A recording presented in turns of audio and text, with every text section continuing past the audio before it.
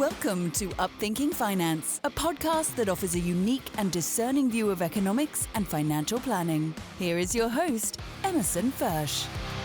Welcome to another episode of Upthinking Finance. CrossFit co-founder Greg Glassman once said, "The magic is in the movement, the art is in the programming, the science is in the explanation, and the fun is in the community." Now, most of you that listen are aware that I am co-owners of a financial planning firm with offices in Long Beach, California, and southern Utah. My partner, Amy, and another associate are based in California, and then there's an associate myself that are here in Utah. And so we have these virtual meetings every week, which typically begin with what's called an engagement question. And it's just something fun to talk about to help us get to know each other better and sort of get the meeting started without just jumping into business. And a few weeks ago, the question was, what do you do to relieve stress? And for me, that's an easy question because it's the same answer it's been for the last 40 years. That's exercise, working out, pumping iron, whatever it might be. That is, for me, one of the best ways to take the edge off. And so I've been lifting weights myself since my early 20s. I've been a basketball player for about 25 years, pickup ball. Got into Taekwondo for a while and then did MMA workouts for about 10 years before I found CrossFit 4 years ago.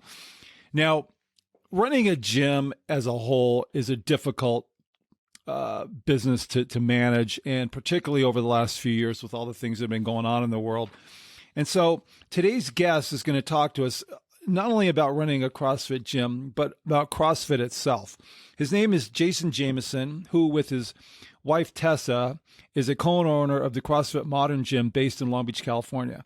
Jason's love for athletics started early. He began playing hockey when he was 9 years old. And after returning from a church-sponsored mission in Australia, he began working out for 2.5 hours a day at a local gym. From there, he started to teach the P90X classes. Many of you remember that from a few years ago.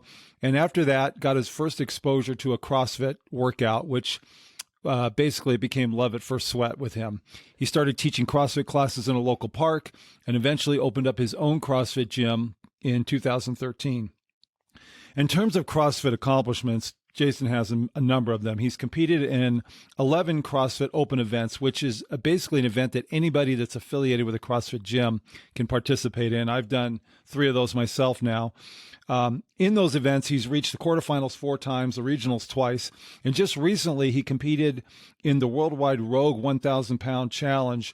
Rogue is one of the major apparel and equipment sponsors in the CrossFit world, and he finished 61st in the world with a total of 1,270 pounds. Other noteworthy lift achievements for Jason include a 500-pound back squat, a 570-pound deadlift, a 375-pound bench press. I'm getting exhausted just reading this. A 330-pound overhead squat, and a 360-pound clean.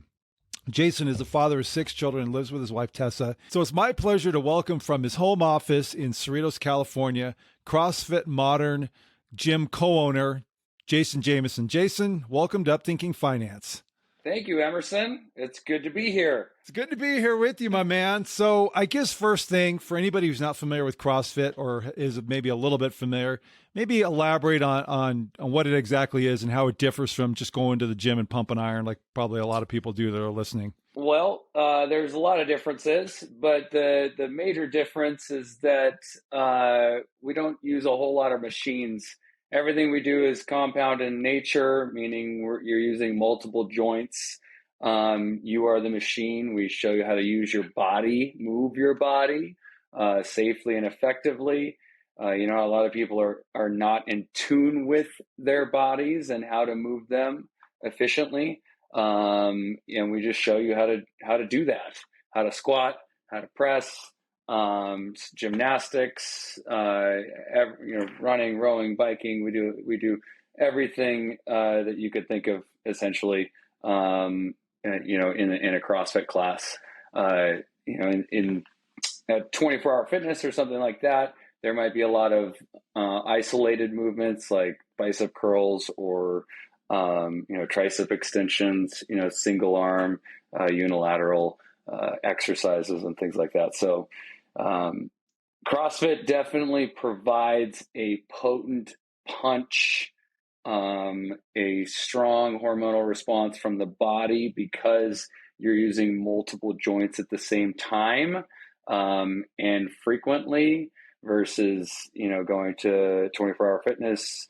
You may only be using, maybe I'm working my chest today, and I don't even touch my legs, right? Where in CrossFit, we have a saying that every day is leg day, essentially, because we're doing something with the legs, So, anyways, that's some of the main differences there. You're the machine, and we show you how to move your body. That's our saying at CrossFit Modern. I've shared this with you before, that you have a bit of a gift, because one of the things for me that was really different when I started working out with you and getting into the CrossFit was the way you have these sort of this lifting component of it, but then you'd combine it with this Metcon, and maybe explain that. But all I can tell you is it's like there's a science to it, because you're lifting and putting emphasis on something, and then you're sort of hitting it in a different way with this cardio component. I mean, it's really something. You leave, and I mean, for me, I just always felt really wound up in a good way after the workout. Yeah, I mean, all of our class sessions, we would be considered to have a strength bias in our programming, which I think is pretty common among CrossFit gyms. We'll do a 15-minute warm up, with some stretching, some mobility. We'll go into a strength component where maybe we're doing back squats, for the strength component that day. We'll do about 15, maybe 20 minutes of back squatting, and then we'll transition into conditioning. The Metcon, metabolic conditioning, is what that's short for. But the conditioning piece a lot of times will incorporate some variation of whatever the strength piece was. So maybe we'll be doing wall balls with, a lot of squatting involved in the conditioning piece. So every day is completely different. And it doesn't always have to go that way. We try to keep it extremely varied, but balanced at the same time. So you're not, doing a bunch of pressing overhead one day, and then the next day you're also doing more pressing, right? Push, pull, squatting, pulling, pressing. We try to mix it all, mash it all up, and, create something balanced out of it. Yeah, it never gets boring. And I think the other thing I noticed is that it's something that's very adaptable to whoever is showing up at the gym. I mean, it's not just for, 20 or 30-year-old people that are kind of at that peak, energy level and all that. I mean, I started rolling in, my mid to late 50s, and I felt like there was a place for me, in the workout, I guess. Right. That's a really big key component in a healthy CrossFit gym. Right. Being able to take somebody who's brand new, or take somebody who has, a background in fitness, and I can give, a workout for both of them, regardless of skill level and how far apart they are from each other. Everything is scalable up or down depending on the athlete, which is really, really nice. So took some time to learn that myself, and help facilitate that with the athletes. That was a learning curve in and of itself. The passion that I had to move, and the adrenaline from working out, that really drove the life of the business, for probably the first 6 years, and then, really, really started getting into the nitty gritty part of coaching and learning how to help the people that were coming to me feel and get the same benefits and the results that I was getting, right? And transferring that information is obviously the tricky part, trying to help somebody understand it. And that really comes down to, getting inside their head and their body and helping them feel the same feelings and the balance, the weight distribution, the tension that's being created in the body. There's a lot of discomfort in it. And being okay with that discomfort is critical. If you're not going to be okay with any amount of discomfort in moving your body or awkwardness, and you're getting hung up on that, experience, it's going to hinder the growth essentially, and how much progress you can make and how quickly you can make it. Not that we're trying to build Rome in a day or anything, but, being okay with not knowing is critical in a lot of things, obviously, but CrossFit specifically, we're taking people off the couch and we're putting them into these movements that they're seeing for the first time in their lives. That's a good point, because I know you go in for the first few times, and I mean, I still don't know the difference between some of these workouts with the bar, a clean jerk and a, clean, and, there's all these different terms, and you show up and, but I will say, and I've been to, obviously your gym, I've been, working out here in Southern Utah now for a couple of years. And then I've been, you go places, I've been up to Montana. There's one in Bozeman we go to. And, in almost every case, other than one that's just north of here, there is a friendly, people want to be helpful. That is a real element of the gym, that whole, scene. It's not like competitive in a weird, in a kind of an unhealthy way. There's really it's kind of like you're competing against yourself, and you got a bunch of people who are doing that, and it's very supportive. So let me get back up here back to you, which is, you go through this process of working out, spending all this time at the regular gym, and then you get this class, and all of a sudden, it's not like, wow, that was a great workout. It's like, hey, I want to open up a CrossFit gym. I mean, what was the lure? Because that's a pretty big leap from, a good workout to this is going to be my business, right? Going to my first class and wanting to open a gym, I think it probably tied back to all of the memories and experiences I had on the side of the house, and on the ice, all the working out that had transpired prior to that, the progress that I had made, and just weightlifting on my own in general, and then ice hockey. Just knowing that CrossFit was that first experience. It was a terrible workout. There was running involved. I hate running. I did track and cross country in high school, but man, I have squatting legs, not running legs. So ice hockey legs, not running legs, not marathon legs. I did that first workout, and it was, I don't know why I thought I needed to open a gym. I don't know where that came from necessarily. Looking back, thinking about it now, I think it was, tied into, I was kind of, I did those, after I stopped playing ice hockey, I kept working out essentially. And people were seeing like all the progress that I was making just by myself with my workout buddy, but I started learning about nutrition and how food affects the body. And it was just like, well, if I wanted to get abs, right? I was like, well, if I want to get abs, I just need to eat how these physique competitors eat, right? So started kind of doing some research on that and dabbling in that a little bit. And that's where I learned a lot about, sugar, its effects in the body, how it converts, and insulin and all that kind of stuff. And, got abs for the first time, I committed, to a pretty rigorous, strict routine, just to test it out. Like, well, we're going to see if this works type thing.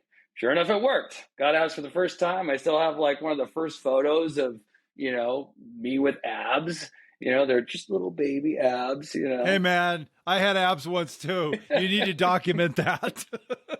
Just right. So you remember, I did actually get there once in life. I think the progress that I was making, it started spurring, sparking, people within the church that I went to, and just my social circle, it's just like, wow, this guy's like, he found something, you know?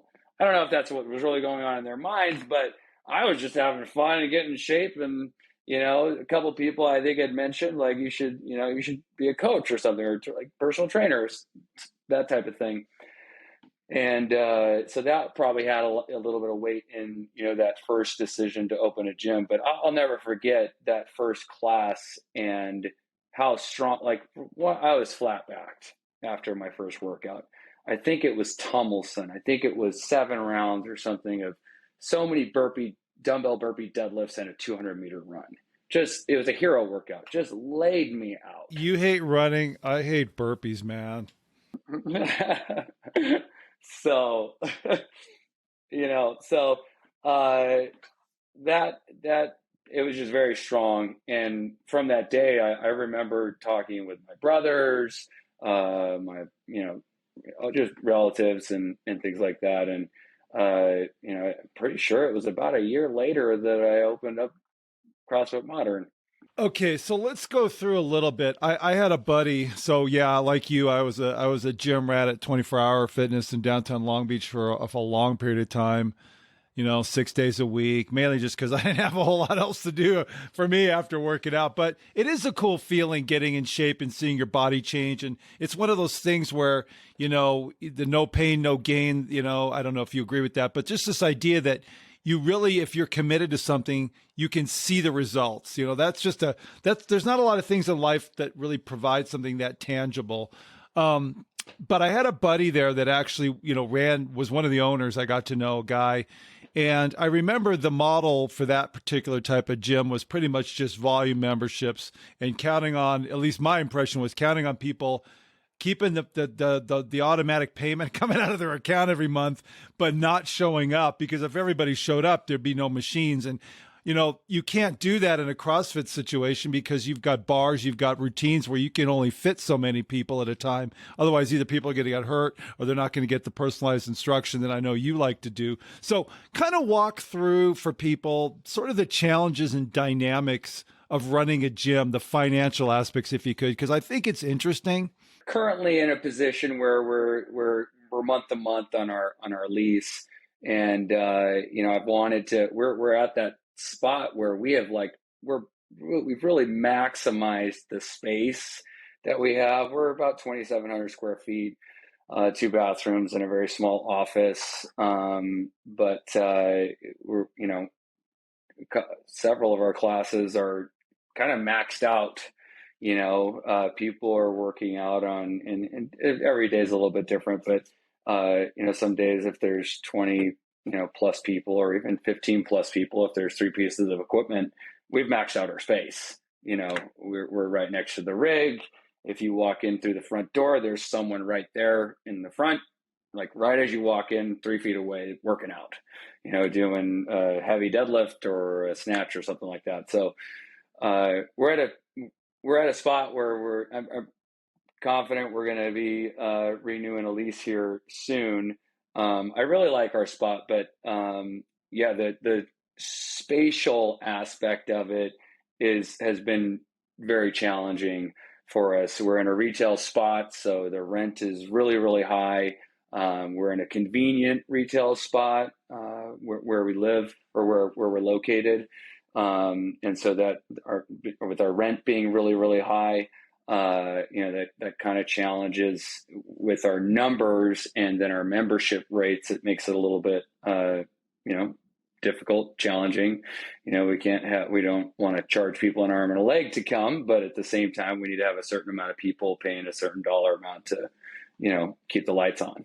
So what it comes down to then, in my simple, business mind, if you can only fit, I'm making up numbers here, comfortably 20 people in a class, let's say, your option is you got to add more classes. Is that kind of how it goes? Got to add more classes. And that's definitely where we've been heading. When I was considering moving, I was like, we haven't even maxed out our hours here. We could add more classes. There's always people that are going to come to a class. When I started the 4:24 a.m. class, everybody's like, that's not going to work. Nobody's going to go to that. Everybody goes to that class. It's anywhere from 8 to, sometimes 15 people at 4:24 in the morning, you know. Just got to find somebody to teach it, right? You just gotta, right now I'm teaching those classes. Yeah, I think adding some more classes is definitely that's kind of our next step.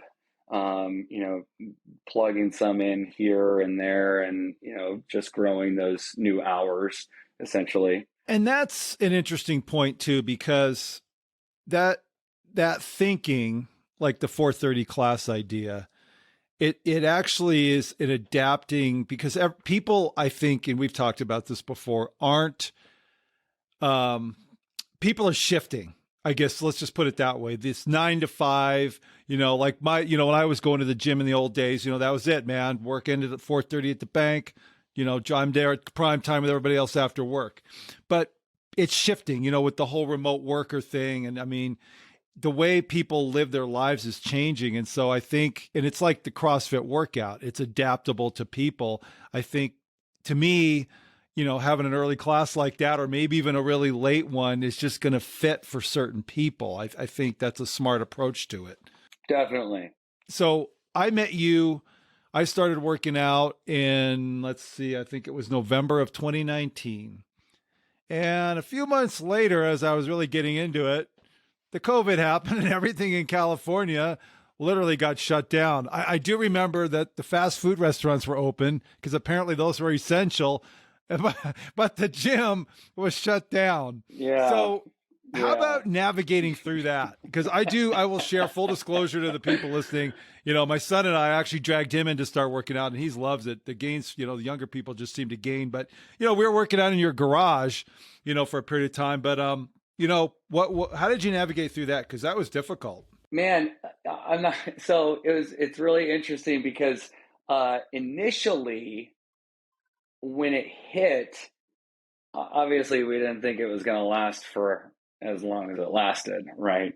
2 weeks, flatten the curve. I was like, oh, sweet, a 2-week break. Initially that was kind of like my wife's and I thought, like we were cranking all cylinders back then. I was not a supervisor for my dad's company right now. I was still doing labor at that time. So, the CrossFit gym isn't the only thing that I do, as you know. But I was doing manual labor and coaching several classes, a day or throughout the week, and raising children and all that kind of stuff. Initially, I think I'll speak for my wife. I think I know how I felt. I'm pretty sure she felt the same way. It was like, wow, we get to shut down for 2 weeks, just like do nothing. There's not a lot of times like where we get to do nothing. Like we're, with the kids and just the business operations that we do, there's just not a lot of time to do nothing. So we took it as like, oh, this is going to be nice. Let's take a break. So we stopped working out, initially, and then it started turning into something serious. And it was like, what is this thing? What's going on? Then it wasn't fun anymore, right? So we started hosting Zoom classes. The gym obviously shut down. We closed for the 3 months.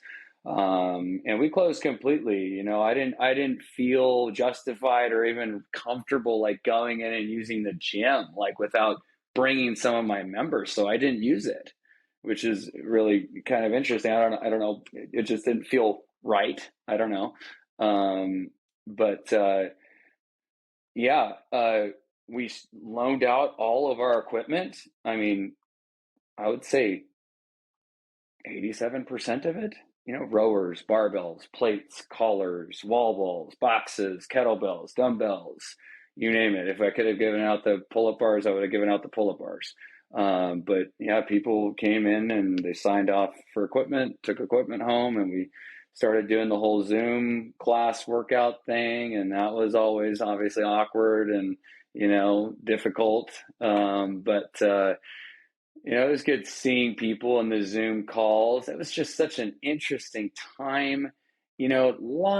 Eventually a lot of self-discovery kind of started happening. And, we ended up moving again.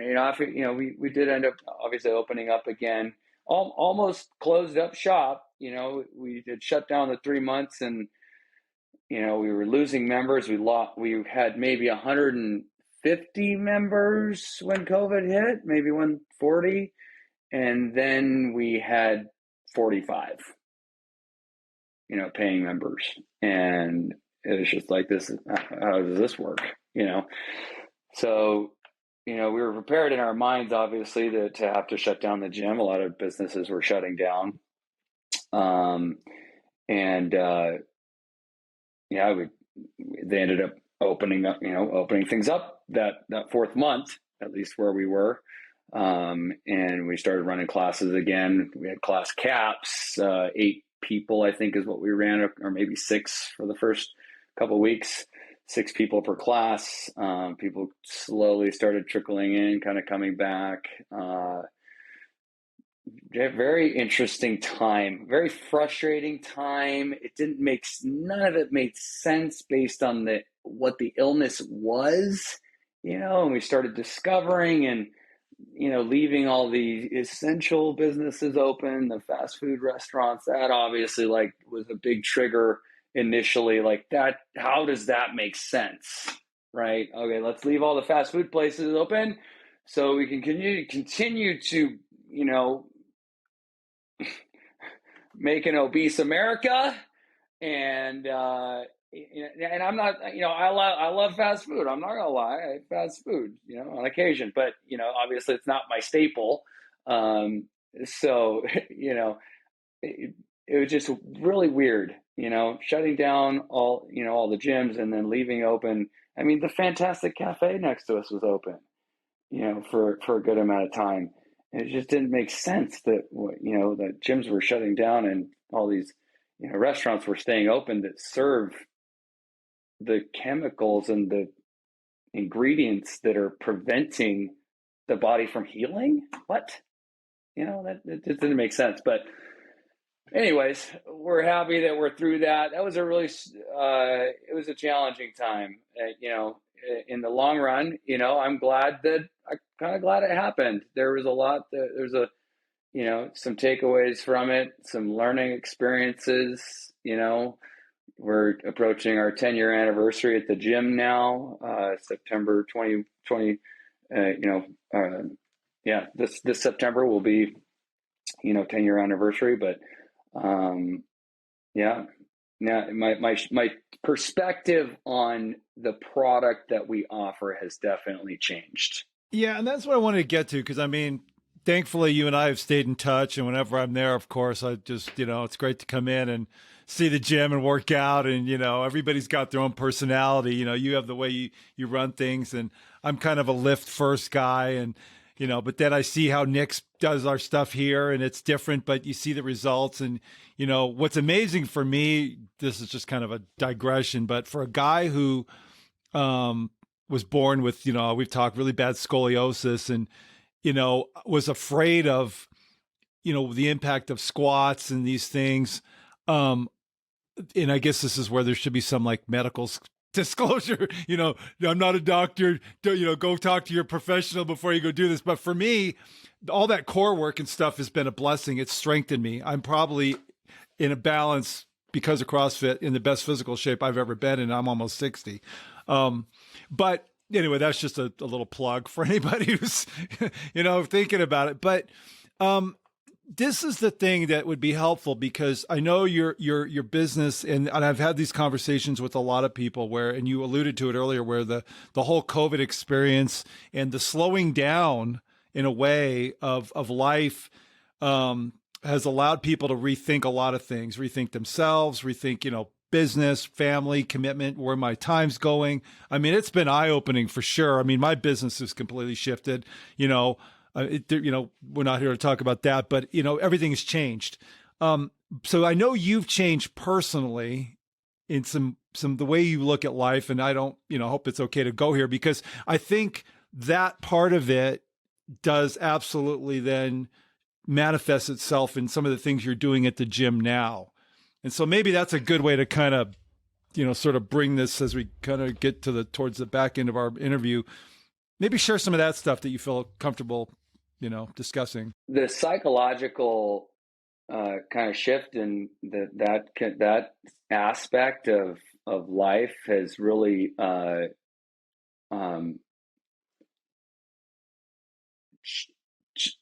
the way that I live life has completely changed, and because of a lot of the stress and anxiety and just trauma from life experience.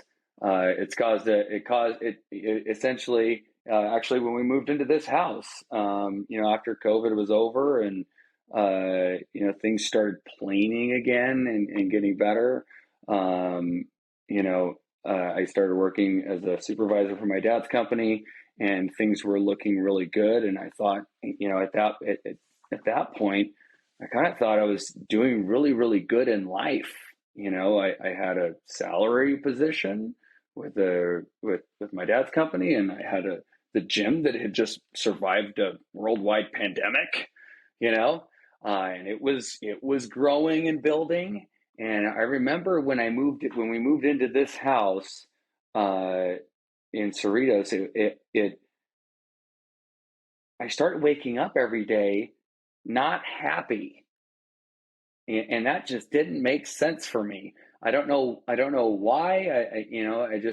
It was, well, I know why now, but I was looking for all of these exterior things, a house, a nice yard, a salary position, this, that, not living paycheck to paycheck, to create and fill a need, and help me find happiness, essentially, and peace and, comfort. And none of these things were doing it for me. It eventually kind of spiraled into a depression. The depression had started well before that. It was mild, and I thought it was normal, and everybody else was doing the same thing, type thing, but eventually here it got pretty severe. Just a lot of anxiety, a lot of depression, a lot of negative self-talk.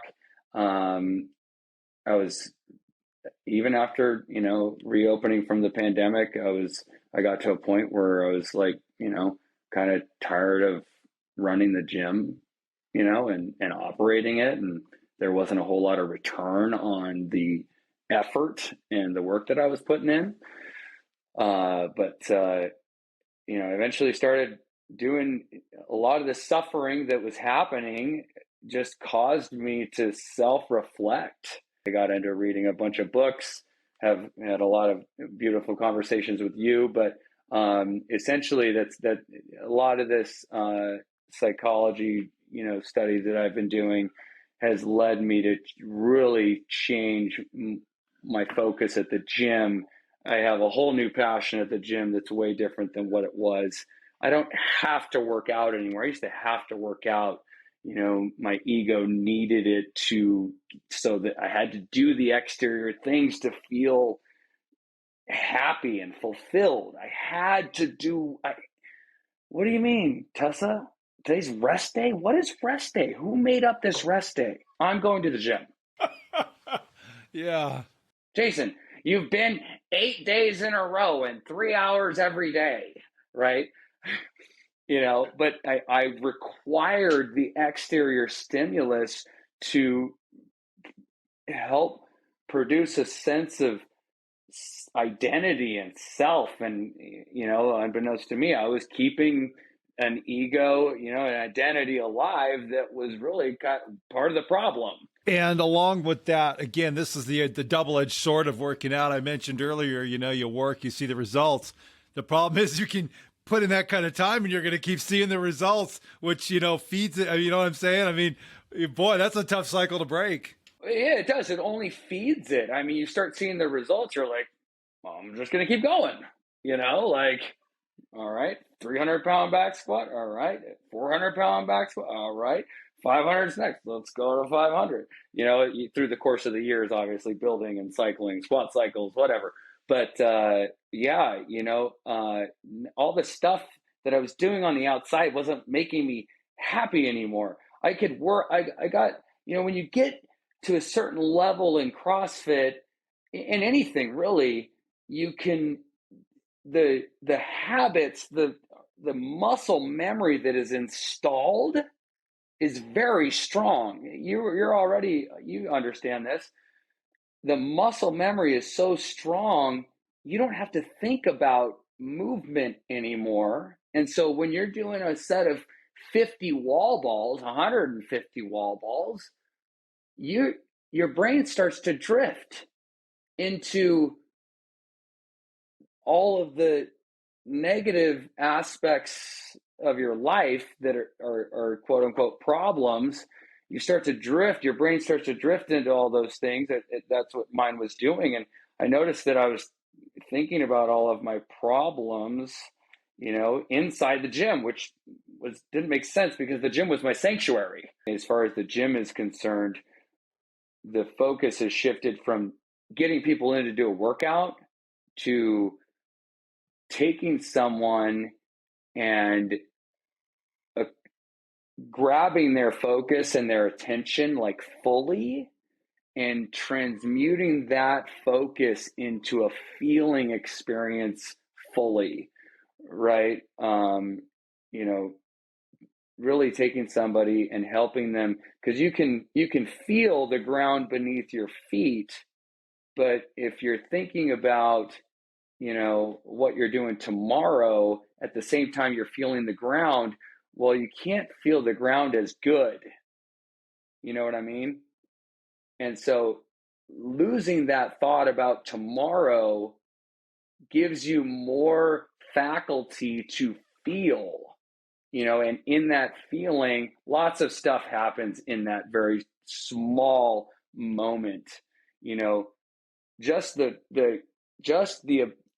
small break, that 5-second break of no thinking. When do we ever where's the off button for the thinking? Where's the off button? Right? There's no off button. The brain just keeps going. So, I take people, we bring them in and we help them move, and we secretly I like to say that we're helping them disconnect from thinking by taking their focus and attention and channeling it into their body and having this amazing feeling experience, even though sometimes it might not necessarily feel amazing. The break that they're getting from thinking, from the habitual mental noise that's constantly going on, that break is significant. That hour that we have them in the gym is significant. That's an hour that they're getting a break from the consistent mental noise, which is why fitness obviously works so great as a mental health protocol. You're introducing yoga, and I know we've talked about just getting beyond, it's the working out is a component of a whole person. And I think we both talked about how people are searching, there's an element of people searching. I mean, I know in my work, we're meeting clients now all over the country that, are looking for something that what the essence of it is what they're seeing and hearing isn't resonating with how they feel. And so people are looking for experiences that really are real. I mean, that's not a real, deep statement, but, people are looking for things that are meaningful. And I know for me, we've talked about this, that, who you're spending your time with, where you're spending your time. These were all things, prior to the COVID. I mean, my schedule was just a lot of running around from one thing to the next without really sitting and questioning anything. And now then there was some time to really just decide, the type of people I'm spending time with. And, am I done wearing a mask and trying to be, something, playing that role? We've talked, I know this is all this outside stuff, but So I know, my partner Amy and I have been bringing that into the work here, with the people we interact with, the conversations we have, where we stand with God. We're being very upfront with these things, not in a way of trying to just. It's not like a marketing thing. It's just being, just us. It's time to just for people to just be themselves, and so. That's part of the experience, when people come that we work with. And I think that's kind of the essence of where you're taking the gym. Is that a fair way to kind of characterize it? I think a big part of the process for me in the last, 2 years has been really getting rid of this. I'm nobody. I am nobody. And I don't say that to, I don't need any attention. I don't need or want anything. Cutting out a lot of the things that I thought I needed to make me happy, and recognizing that I'm not CrossFit. I do CrossFit. I experience CrossFit, but that doesn't have any play in who I am. That doesn't decide who I am. It doesn't determine who or what I am. My past doesn't determine who I am, right? All these things that we do that we like to do or, avoid doing, they're all just boundaries that we set for ourselves that create limiting belief systems that keep us trapped and keep us suppressed. Right. So, the gym for me now is really an opportunity to take somebody and help them experience something outside of their normal way of thinking, and help them really our ability to quiet the rest of the brain by utilizing focused attention. Our ability to do that is extremely significant. No other animal in the animal kingdom can do that.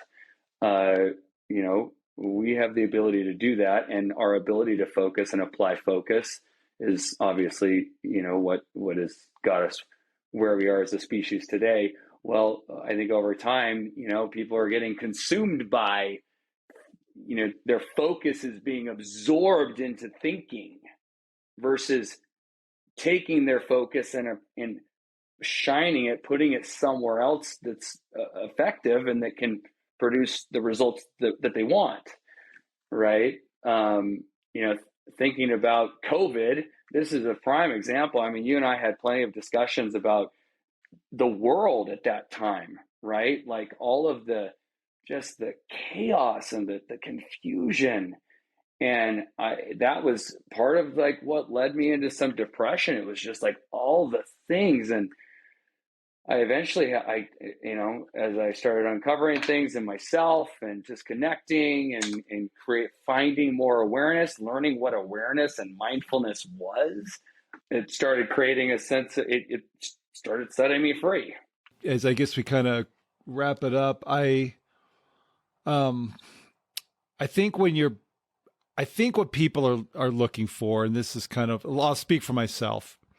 I feel like for the first time, and maybe ever, I'm the same guy at work, at home, talking to you. It's consistent. And that's the freedom I think you're talking about. And and that's where, the gym experience becomes an extension of that. It's not, like you said, I'm working out. It's just different. There's more. And that's what's great about CrossFit, because it's built to be that way. It's built to adapt. The workout you can adapt, but you can adapt the whole experience. Right? Right. And that's just a cool idea that, you've tapped into, that I don't know how common that is, but I think that's why you do well. And I think you'll continue to do well, is because you're thinking in these kinds of terms, and people are looking for that. It's kind of a match at this point in time. So it's ironic because people don't know that they're looking for it necessarily. I think that's the really interesting part is I didn't know I was looking for it. I didn't know I was suffering. I didn't know a lot of stuff. But when we don't do anything special at our gym necessarily, like other than, you know, like you're saying, like I don't have a coach role anymore. That's been so relieving to not have. I don't have a coach role. I don't have a father role per se. Like I don't get. I'm Jason inside of all of these roles. I'm the same person, and that, like you said, that's very very freeing and relieving. But that I think that's the difference I think that how we approach coaching at CrossFit Modern now is, I want my coaches to be themselves. I want them to be real, and I don't want them to pretend. Like, I don't put on you don't need to put on a show. You don't need to become someone else. Be authentically you. So. And then help other people be authentically themselves. So I wore my, for anybody watching the YouTube, I got my CrossFit Modern shirt on. Usually I should have thrown mine on. Usually I'm wearing a shirt, maybe a tie. So this is like a special occasion. Brother, I could talk to you forever about this stuff. So I want to thank you for coming on. I want to thank you for the influence you've been, because I enjoy our friendship quite a bit. You're one of those guys that's in a very small circle of mine that I can talk to about pretty much everything, which is just great. And, I'm thankful for the gym. I tell you this every time I'm out there in Long Beach, but there's a good vibe. That's one thing I tune into now really well, is the energy of situations. And, you have a good vibe there. It's a positive energy on a lot of layers. And so that's, some things don't change. It starts at the top. So I want to thank you, Jason, for your time, and thanks for coming on Upthinking Finance today. Thank you. It was fun. Thank you so much.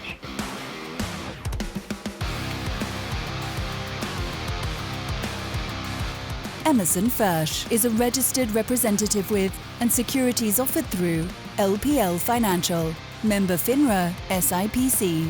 Advisor services offered through LPL Financial, a registered investment advisor and separate entity from Capital Investment Advisors. The opinions voiced in this podcast are for general information only and are not intended to provide specific advice or recommendations for any individual.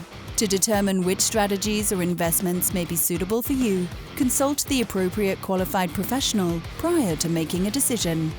The guest speakers and the companies they represent are not affiliated with or endorsed by LPL Financial or Capital Investment Advisors. Individual tax and legal matters should be discussed with your tax or legal expert.